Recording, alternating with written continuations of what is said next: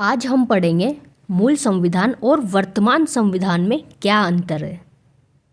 तो चलिए पढ़ते हैं हम।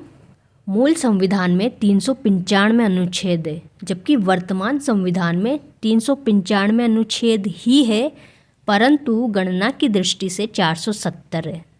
तो मूल संविधान में कितने अनुच्छेद है? 395, जबकि वर्तमान संविधान में मूल अनुच्छेद कितने हैं? 395, और गणना की दृष्टि से कितने हैं? 470। मूल संविधान में 22 भाग है, जबकि वर्तमान संविधान में मूल भाग 22 ही है, किंतु गणना की दृष्टि से 26 है। तो 4 भाग कौन कौन से हैं? 4A, 2A, 9B, 14A। 97वें संविधान संशोधन में सहकारी संस्थाओं को संवैधानिक दर्जा देकर उसका उल्लेख 9B में किया गया, लेकिन सुप्रीम कोर्ट ने 2021 में 9B को निष्प्रभावी कर दिया। मूल संविधान में 8 अनुसूचियाँ हैं, जबकि वर्तमान संविधान में 12 अनुसूचियाँ हैं। मूल संविधान संशोधन रहित है, जबकि वर्तमान संविधान में आज तक 105 संशोधन हो चुके हैं, लेकिन संशोधन विधेयक 127 आ चुके हैं। तो ये अंतर था मूल संविधान और वर्तमान संविधान में। एक बार इनको फिर से देख लेते हैं।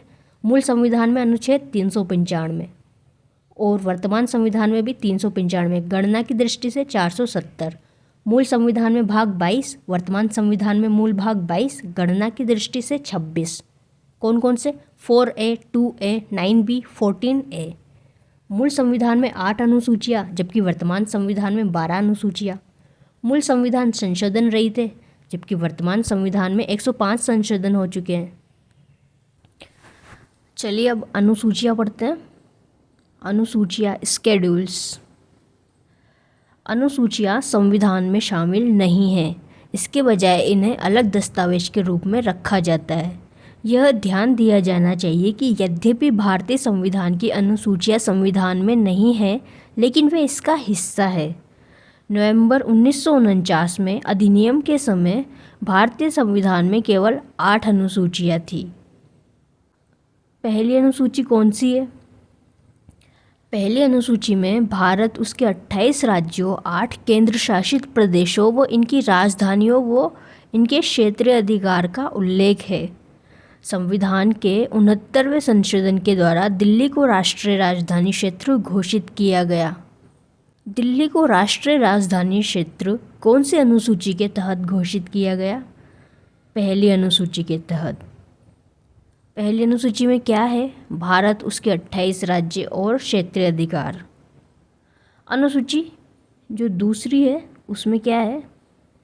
प्रमुख संवैधानिक पदाधिकारियों के वेतन, भत्ते व पेंशन का उल्लेख है।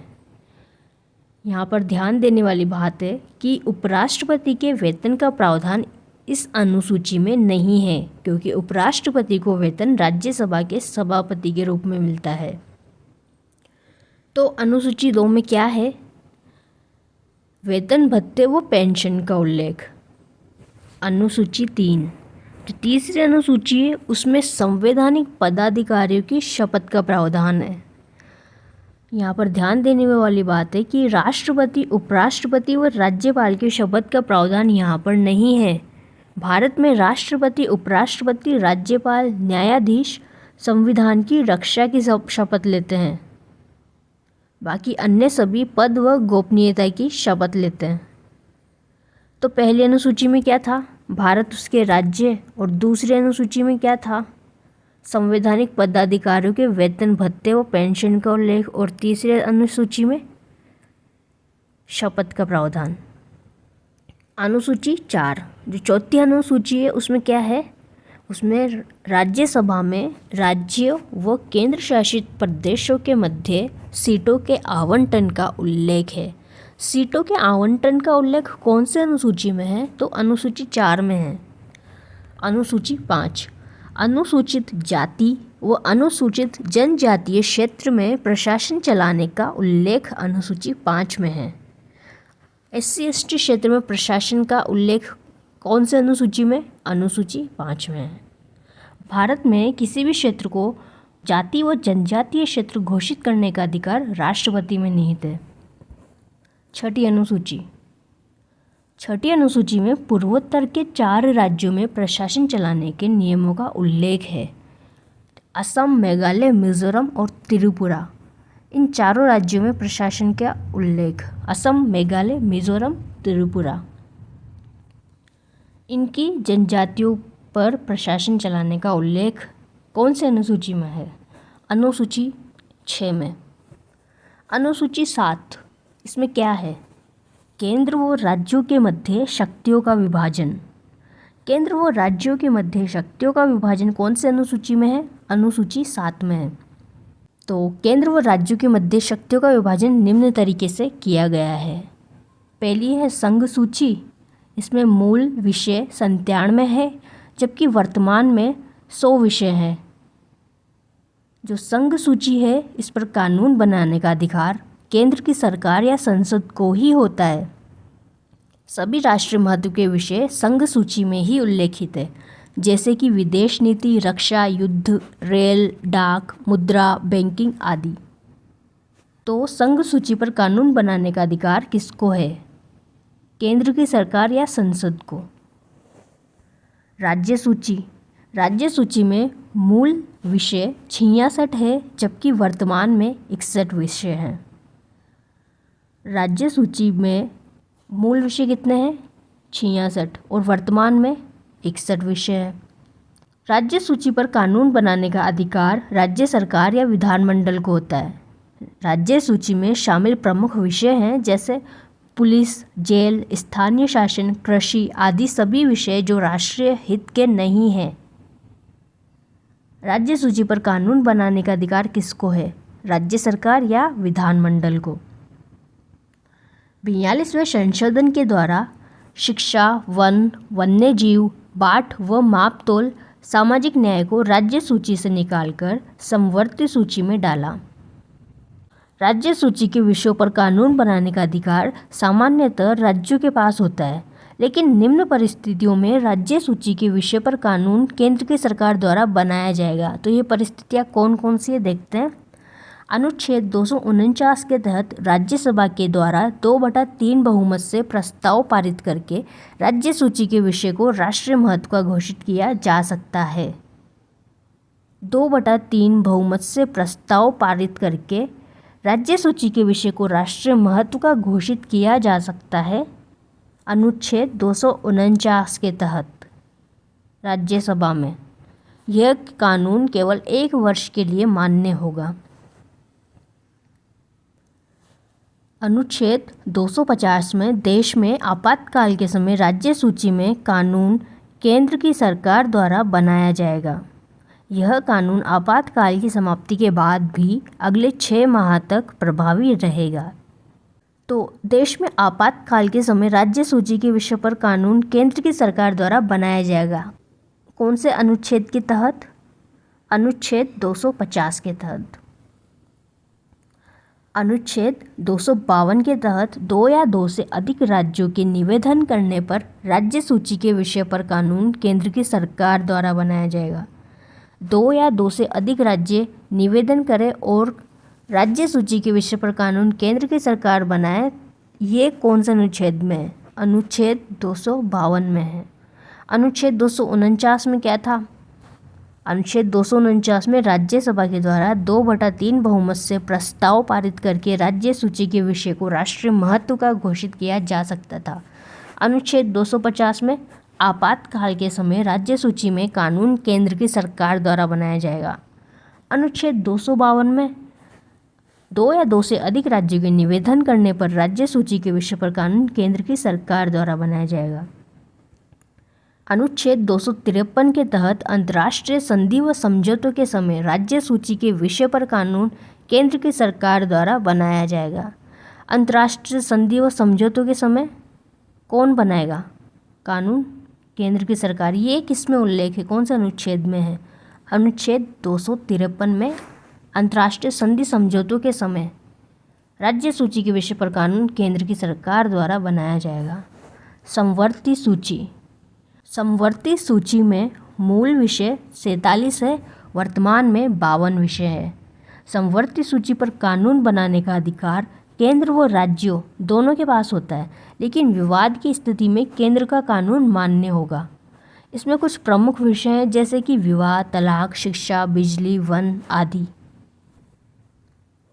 तो समवर्ती सूची में कानून बनाने का अधिकार किसके पास होता है?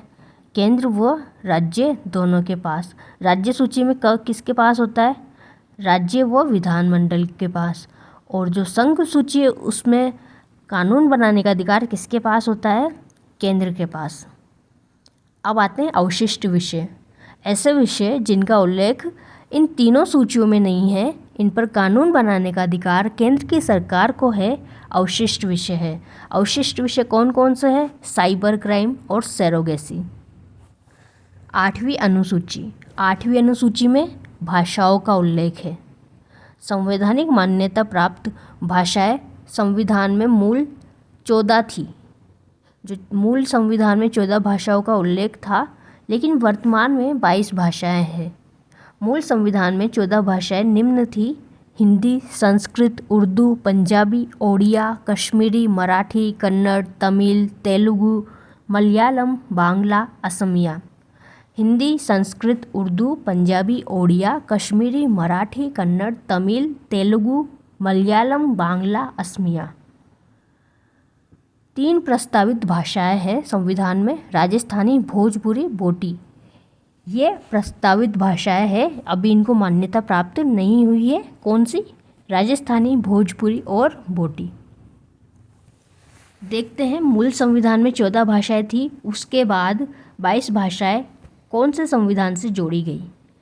21वें संशोधन 1967 से सिंधी जोड़ी गई।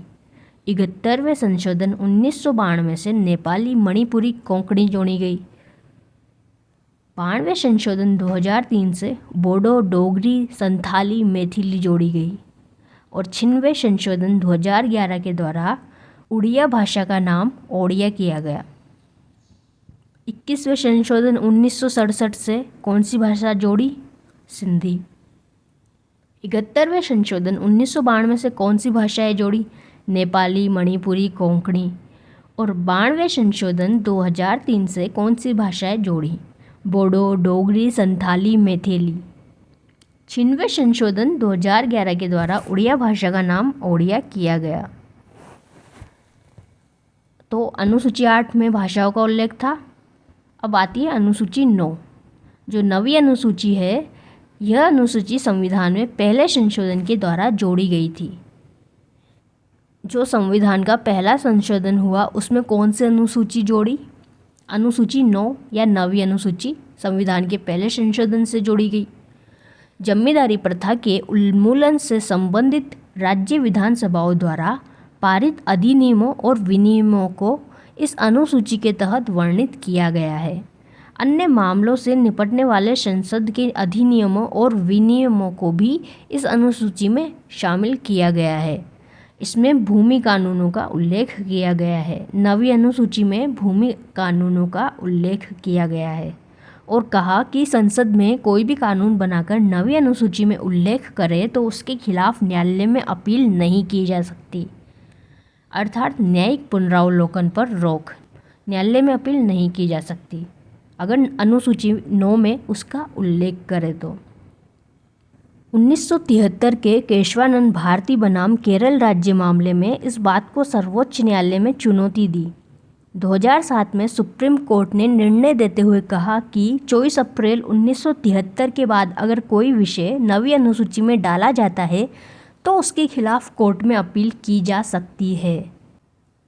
तो 9वीं अनुसूची में पहले संशोधन के द्वारा यह कानून बनाकर डाला गया कि जो भी संसद कोई भी कानून बनाकर अगर उल्लेख 9वीं अनुसूची में करे तो उस पर न्यायिक अपील नहीं की जा सकती।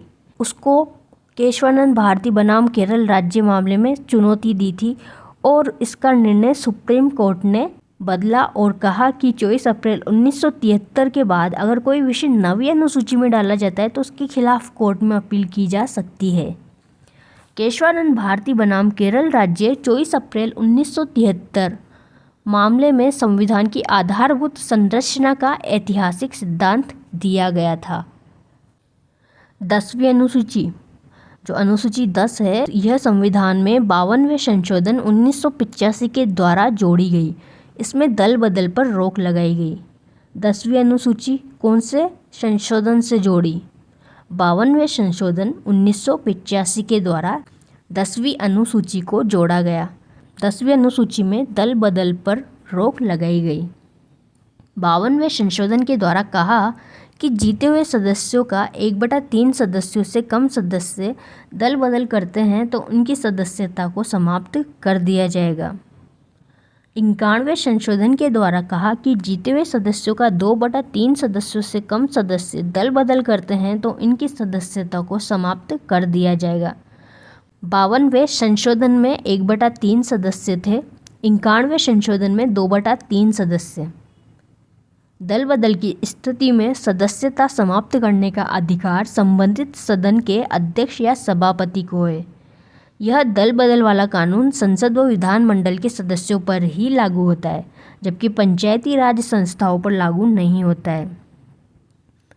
11वीं अनुसूची, जो अनुसूची 11 है, यह संविधान में 73वें संशोधन के द्वारा जोड़ी गई। इसमें ग्रामीण पंचायती राज का उल्लेख किया गया। ग्रामीण पंचायती राज का उल्लेख भाग 9 व अनुसूची 243 से 243 ओ तक किया गया, जिसमें कुल 16 अनुच्छेद थे। ग्रामीण पंचायती राज का उल्लेख कौन से भाग में किया गया? भाग 9 व अनुच्छेद कहाँ से कहाँ तक थे? 243 से 243 ओ तक, कुल 16 अनुच्छेद। अनुसूची 11 को कौन से संशोधन के द्वारा जोड़ा गया? 73वें संशोधन के द्वारा। 73वां संशोधन भारत में लागू 24 अप्रैल 1993 को हुआ, इसलिए 24 अप्रैल को पंचायती राज दिवस मनाया जाता है। 73वां संविधान संशोधन भारत में कब लागू हुआ था? 24 अप्रैल को। इसी दिन पंचायती राज दिवस मनाया गया। 73वां संशोधन राजस्थान में 23 अप्रैल 1994 को लागू हुआ। पंचायती राज संस्थाओं को 29 कार्य दिए गए। अनुसूची 12, यह अनुसूची संविधान में 74वें संशोधन 1992 के द्वारा जोड़ी गई। इसमें नगरीय स्वशासन या नगरीय निकायों का उल्लेख किया गया। 12वीं अनुसूची कौन से संशोधन से जोड़ी? 74वें संशोधन 1992 के द्वारा। नगरीय स्वशासन व निकायों का उल्लेख कौन से अनुसूची में है? अनुसूची 12 में। नगरीय स्वशासन का उल्लेख संविधान के भाग 9A व अनुच्छेद 243 से 243 तक है। नगरीय स्वशासन का उल्लेख संविधान के कौन से भाग में है? 9A व अनुच्छेद 243 से 243 तक, कुल 18 अनुच्छेद जोड़े गए थे। 74वां संशोधन भारत में लागू 1 जून 1993 को हुआ था। 74वां संशोधन भारत में कब लागू हुआ? 1 जून 1993 को। 74वें संशोधन द्वारा नगरीय स्वशासन को 18 विषय दिए गए या 18 कार्य दिए गए। अनुसूची 11 में पंचायती राज संस्थाओं को कितने कार्य दिए गए थे? 29 कार्य। और अनुसूची 12 में नगरीय शासन को कितने कार्य दिए गए? 18 कार्य दिए गए। अनुसूचियों को एक बार रिवाइज कर लेते हैं। पहली अनुसूची में क्या है? भारत व उसके राज्यों का उल्लेख। दूसरी अनुसूची में क्या है? वेतन भत्तों व पेंशन का उल्लेख। तीसरी अनुसूची में क्या है? शपथ का प्रावधान। चौथी अनुसूची में क्या है? केंद्र राज्यों के मध्य सीटों का आवंटन का उल्लेख। पांचवी अनुसूची में क्या है? SC/ST क्षेत्र में प्रशासन चलाने के नियमों का उल्लेख। छठी अनुसूची में क्या है? असम, मेघालय, मिजोरम, त्रिपुरा में प्रशासन चलाने के नियमों का उल्लेख। सातवीं अनुसूची में क्या है? केंद्र व राज्यों के मध्य शक्तियों का विभाजन। आठवीं अनुसूची में क्या है? मान्यता प्राप्त भाषाएं। नवीं अनुसूची में क्या है? भूमि सुधार संबंधी कानून। 10वीं अनुसूची में क्या है? दल बदल पर रोक। 11वीं अनुसूची में ग्रामीण पंचायती राज और 12वीं अनुसूची में नगरीय स्वशासन। संविधान के स्रोत। संविधान को कहाँ से लिया गया है? संविधान को निर्माण करते समय भारत की संविधान सभा के सदस्यों ने विश्व के लगभग 60 से अधिक देशों का अध्ययन करके भारत के संविधान का निर्माण किया था। 60 से अधिक देशों से अपने भारत के संविधान को लिया गया। भारत के संविधान निर्माण में सर्वाधिक योगदान भारत शासन अधिनियम 1935 का है। सर्वाधिक योगदान किसका है? भारत शासन अधिनियम 1935 का है। भारत शासन अधिनियम 1935 से लिए गए बिंदु। पहला है संघीय ढांचा, न्यायपालिका का स्वरूप, आपातकालीन प्रावधान या उपबंध, राज्यपाल का कार्यालय। 1935 के भारत शासन अधिनियम से क्या लिया गया था? राज्यपाल का कार्यालय, आपातकालीन प्रावधान या उपबंध, न्यायपालिका का स्वरूप और संघीय ढांचा। ब्रिटेन से क्या लिया? ब्रिटेन से सर्वाधिक मत से चुनाव में जीत का फैसला, संसदीय शासन प्रणाली, संसदीय स्वरूप, कलेक्टर का पद, संसद में कानून निर्माण की विधि या प्रक्रिया, केग नामक संस्था, एकल नागरिकता या इकहरी नागरिकता, परमाधिकार रिटे, विधि के समक्ष समानता, विधि का शासन, कानून के शासन का विचार, विधायिका में अध्यक्ष का पद व उसकी भूमिका, राष्ट्रपति की संवैधानिक स्थिति, द्विसदनीय व्यवस्थापिका, केंद्र की मंत्रिपरिषद सामूहिक रूप से लोकसभा के प्रति उत्तरदायी होगी, मंत्रिमंडलीय शासन। तो एक बार फिर से रिवाइज करते हैं। सर्वाधिक मत से चुनाव में जीत का फैसला, संसदीय शासन प्रणाली, संसदीय स्वरूप, कलेक्टर का पद, संसद में कानून निर्माण की विधि या प्रक्रिया, केग नामक संस्था, एकल नागरिकता, इकहरी नागरिकता, परमाधिकार रिटे, विधि के समक्ष समानता, विधि का शासन, कानून के शासन का विचार, विधायिका में अध्यक्ष का पद व उसकी भूमिका, राष्ट्रपति की संवैधानिक स्थिति, द्विसदनीय व्यवस्थापिका, केंद्र की मंत्रिपरिषद सामूहिक रूप से लोकसभा के प्रति उत्तरदायी होगी, मंत्रिमंडलीय शासन। तो हम पूछ सकते हैं मंत्रिमंडलीय शासन, द्विसदनीय व्यवस्थापिका, राष्ट्रपति की संवैधानिक स्थिति कहाँ से ली गई? ब्रिटेन से। विधि के समक्ष समानता, विधि का शासन, एकल नागरिकता, केग नामक संस्था, संसद में कानून निर्माण की प्रक्रिया कहाँ से ली गई? ब्रिटेन से। संसदीय स्वरूप, सर्वाधिक मत से चुनाव में जीत का फैसला, कलेक्टर का पद कहाँ से लिए? ब्रिटेन से। अब आता है अमेरिका। अमेरिका से क्या क्या लिया गया? प्रस्तावना में लिखित हम भारत के लोग, मौलिक अधिकार, विधि के समान संरक्षण, न्यायिक पुनरावलोकन, स्वतंत्र व निष्पक्ष न्यायपालिका, उपराष्ट्रपति का पद, राष्ट्रपति तीनों सेनाओं का सर्वोच्च सेनापति होता है, महाभियोग की प्रक्रिया, वित्तीय आपातकाल, प्रस्तावना की भाषा। प्रस्तावना की भाषा हम भारत के लोग, ये कहाँ से ली गई? अमेरिका से। मौलिक अधिकार, विधि के समान संरक्षण, विधि के समक्ष समानता कहाँ से ली गई थी? ब्रिटेन से। और विधि के समान संरक्षण अमेरिका से। न्यायिक पुनरावलोकन, जुडिशियल रिव्यू, स्वतंत्र व निष्पक्ष न्यायपालिका, स्वतंत्र न्यायपालिका कहाँ से ली गई? अमेरिका से। उपराष्ट्रपति का पद, राष्ट्रपति तीनों सेनाओं का सर्वोच्च सेनापति होता है। महाभियोग की प्रक्रिया, वित्तीय आपातकाल कहाँ से लिए गए? अमेरिका से।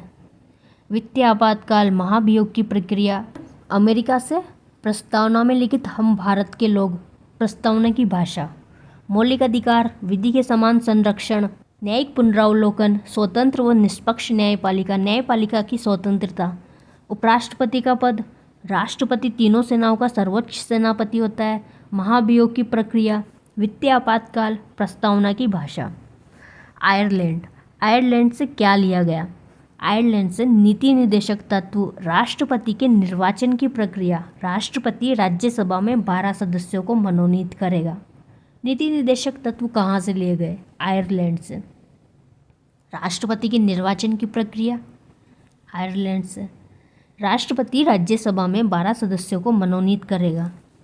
ऑब्वियसली ये भी आयरलैंड से लिया गया।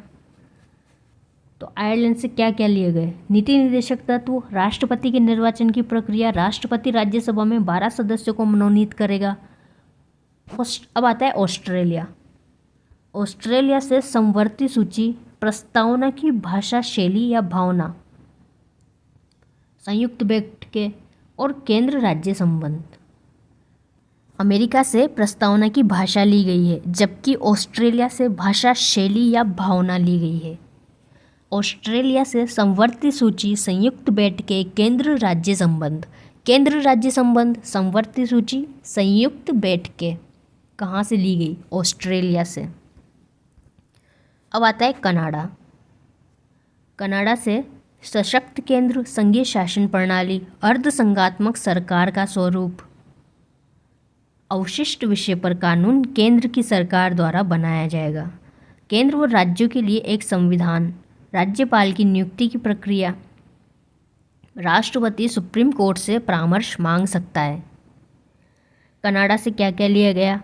सशक्त केंद्र, संघीय शासन प्रणाली, अर्धसंघात्मक सरकार का स्वरूप, अवशिष्ट विषय पर कानून केंद्र की सरकार द्वारा बनाया जाएगा। केंद्र व राज्यों के लिए एक संविधान, राज्यपाल की नियुक्ति की प्रक्रिया, राष्ट्रपति सुप्रीम कोर्ट से परामर्श मांग सकता है। राष्ट्रपति सुप्रीम कोर्ट से परामर्श मांग सकता है, यह कहाँ से लिया गया? सलाहकारी अधिकारिता कहाँ से ली गई? कनाडा से। राज्यपाल की नियुक्ति कनाडा से। केंद्र व राज्यों के लिए एक संविधान भी कनाडा से लिया गया। अवशिष्ट विषय पर कानून केंद्र की सरकार द्वारा बनाया जाएगा, कनाडा से। रूस व सोवियत संघ। रूस से मौलिक कर्तव्य, पंचवर्षीय योजनाएं, सामाजिक, आर्थिक व राजनीतिक न्याय। रूस से क्या क्या लिए गए? मौलिक कर्तव्य, पंचवर्षीय योजनाएं, सामाजिक, आर्थिक व राजनीतिक न्याय। सामाजिक, आर्थिक, राजनीतिक न्याय कहाँ से लिए गए? रूस से। पंचवर्षीय योजनाएं, मौलिक कर्तव्य कहाँ से लिए गए? रूस या सोवियत संघ से। जबकि मौलिक अधिकार कहाँ से लिए गए थे? अमेरिका से। फ्रांस। फ्रांस से गणतंत्र, प्रोटेम स्पीकर, स्वतंत्रता, समानता, बंधुता के विचार कहाँ से लिए गए? फ्रांस से। फ्रांस से क्या क्या लिया गया? गणतंत्र, स्वतंत्रता, समानता, बंधुता के विचार, प्रोटेम स्पीकर। जर्मनी से क्या लिया गया? आपातकाल के दौरान मौलिक अधिकारों का निलंबन किया जा सकता है, ये जर्मनी से लिया गया। मौलिक अधिकारों का निलंबन आपातकाल के दौरान, जर्मनी से। दक्षिण अफ्रीका से संविधान संशोधन की प्रक्रिया ली गई है। संविधान में संशोधन करने की प्रक्रिया कहाँ से ली गई? दक्षिण अफ्रीका से। राज्यसभा के सदस्यों के चुनाव की प्रक्रिया, राज्यसभा के सदस्यों के चुनाव की प्रक्रिया कहाँ से ली गई? दक्षिण अफ्रीका से। जापान। जापान से विधि के द्वारा स्थापित प्रक्रिया, विधि के द्वारा स्थापित प्रक्रिया कहाँ से ली गई? जापान से। संविधान निर्माण के दौरान बनने वाली समितियाँ। संविधान का निर्माण करने के लिए बहुत सी समितियों की स्थापना की गई थी। तो एक नज़र डालते हैं समितियों पर। प्रक्रिया, नियमन व संचालन समिति। नाम से ही स्पष्ट है कि संविधान की प्रक्रिया, नियमन और संचालन करने के लिए कौन सी समिति बनाई गई थी? प्रक्रिया, नियमन व संचालन समिति। इसके अध्यक्ष थे डॉक्टर राजेंद्र प्रसाद। झंडा तदर्थ समिति, डॉक्टर राजेंद्र प्रसाद। तो डॉक्टर राजेंद्र प्रसाद दो समितियों के अध्यक्ष थे, झंडा तदर्थ समिति, प्रक्रिया, नियमन व संचालन। पंडित जवाहरलाल नेहरू भी दो समितियों के अध्यक्ष थे, संघ संविधान समिति, संघ शक्ति समिति। संघ संविधान समिति व संघ शक्ति समिति के अध्यक्ष कौन थे? पंडित जवाहरलाल नेहरू। पंडित जवाहरलाल नेहरू कौन सी समितियों के अध्यक्ष थे? संघ संविधान समिति व संघ शक्ति समिति। सरदार वल्लभ भाई पटेल चार समितियों के अध्यक्ष थे। कौन कौन सी? परामर्श समिति, मौलिक अधिकारों की समिति, प्रांतीय संविधान समिति, अल्पसंख्यक मामलों की समिति। तो जो सरदार वल्लभ भाई पटेल है, इन्हें लौह पुरुष के नाम से जाना जाता है।